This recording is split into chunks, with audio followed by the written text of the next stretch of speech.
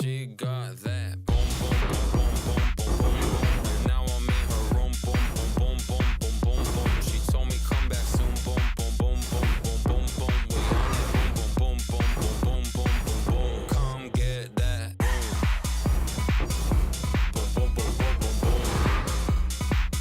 Come get that boom. Boom boom boom boom boom boom.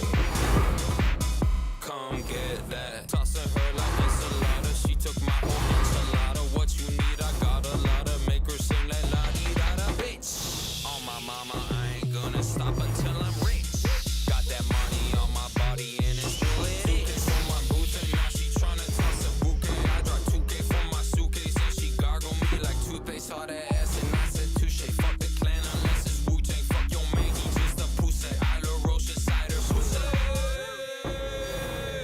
She got that. Welcome, Exiles. So Abyss has been popping off recently with different variations in farm strats, and for good reason. This is by far one of the best farming strats in the game right now for solo and party play, but most of them rely on adding many additional modifiers to 8mod T16.5 Dune maps through Scarabs to juice up quantum rarity, and then self-farming even more 8mod T16.5 Dune maps while getting a bunch of various currency in the meantime. However, I didn't quite like that, since 8mod maps are already deadly enough, but adding extra random modifiers on top of that can straight up just break your build and your map. So instead, I decided I'll juice them up with Delhi and beyond in T17 maps, sprinkle it in with some occasional Eater of World Shrines and Wildwoods, and go for raw currency drops instead of map drops. And I believe it turned out quite well. It's very cheap to set up, costing 30C for the map, 10C for each Delhi orb, a few chaos to roll your map, and the scarabs for it are basically free, sitting at 1C each. I managed to farm 100 divines in 20 T17 sanctuary maps, each map averaging out at around 15 minutes to fully clear. Granted, some of the drops were expensive scarabs,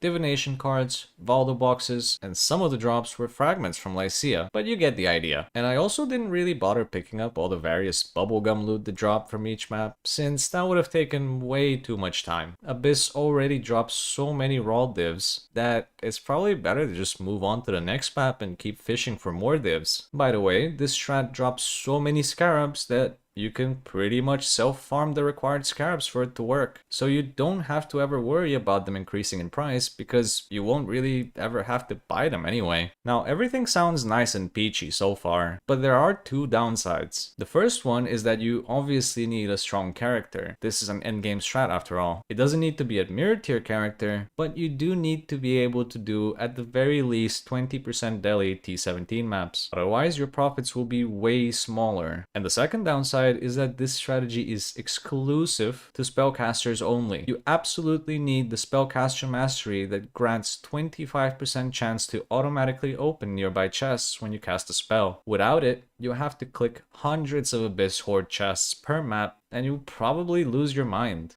With that being said, let me show you the scarabs first. I'll quickly list them, and then I'll go over why we're using each one after. We'll be using Abyss Scarab of Profound Depths, regular Abyss Scarab of Edifice, and 2 Abyss Scarab of Multitudes. Edifice is the bread and butter of this strategy. It makes it so when the Abyss is traveling, hoard chests spawn behind it, and as I mentioned earlier, there are many of them. Think of it like a mini strongbox in a way. Profound Depths makes it so after each Abyss pit, the monsters that spawn will be tougher and grant better rewards. This, however, doesn't apply to separate abysses, so you shouldn't be starting multiple at the same time since it doesn't really give any benefits, while also making it way more annoying to keep up with them since they can go in different directions, and if you linger far away from an abyss for too long, it will disappear. Since Profound Depths makes monsters beefier and more rewarding, the 2 Multitude Scarabs are a no-brainer because they will increase the overall spawn monsters from the abysses by 100%. And for the last Scarab, I've opted into just using a regular Abyss Scarab for an extra abyss per map. Since they're so juiced up, why not add another? And of course, for the map craft, we'll be using Abyss, since it gives us 3 additional abysses, allows the area to contain multiple abysses, and also increases Abyss Scarab drop chance by 50%. Next up, the Atlas tree. As always, we'll be taking up as much percent increased effect of modifiers, quant, rarity, and scarabs as we can, since the only thing that can affect the hoard chests is quantity and rarity, so the more of those that we have, the more loot we'll get. We're taking Underground Kingdom for the off chance that it spawns an additional abyss. We'll be taking Singular Focus Keystone because it will convert all non-favored maps into currency, which is pretty nice since most maps nowadays are so cheap they're not even worth looking at. It's up to you which maps you want to favorite, but personally, I have mine set to city squares, and you can do dunes instead or whichever else you want. Ancient Conflict is very nice to have since we'll be getting a lot of Stygian spires every map, so it would definitely help with the Abyss Scarab sustain if the prices ever go up. Just swap out invasive adversaries for it when that happens. Currently though, Scarabs are so cheap that I've opted into not taking it for now, and I'm only taking the small notables leading up to it since they increase the Abyss monster spawns by 5%, which is very nice to have. We're dropping a truckload of Scarabs, as I mentioned earlier, so Remarkable Relics is a no-brainer. Trapping Carapaces will increase the chance for dropped Scarabs to be ambush ones, since Containment Scarab is still by far the most expensive one out there. Abyssal Army is another notable that is extremely important, since it increases Abyss monster spawns by another 50%, and the extra XP is nice too. We'll be taking this entire Abyss wheel over here too. Having more pits means that we'll get more monsters that are beefier and more rewarding. Abyss spawns a truckload of rare monsters, so Amplified Artifacts is very good for even more Scarab drops. With the rest of the points, I've opted into increasing the chance for Beyond monsters to be attracted by 100%.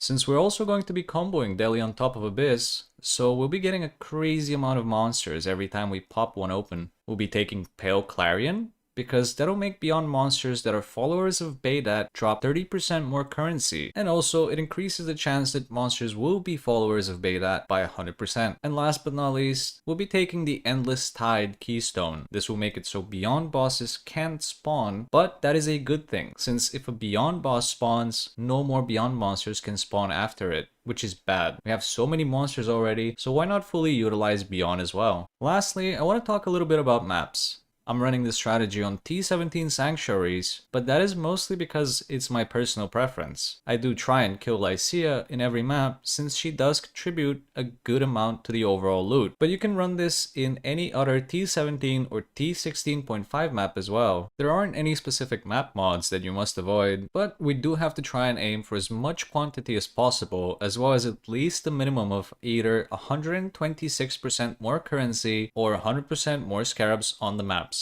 Or both. We'll also be adding fine Deli Orbs to boost the overall quant and rarity. I can run this strategy with 60% Deli very comfortably, but you can run it with a lower amount and still get pretty damn good results. For chisels, go with the regular quantity ones if you're solo playing, and if you're party playing, use the Currency Maven ones on maps with % more currency and the Scarab Maven ones on maps with % more Scarabs. With that being said, that's about it for this video. It's a fairly simple but effective strat. Run in, kill shit, and don't pop multiple abysses at the same time. If you guys have any questions or recommendations, drop them down in the comments below. I do read and reply to as many of you as I can. If you enjoyed the video and you wish to see my future Path of Exile content, make sure to like and subscribe, and I'll see you in the next video. Stay sane, exiles.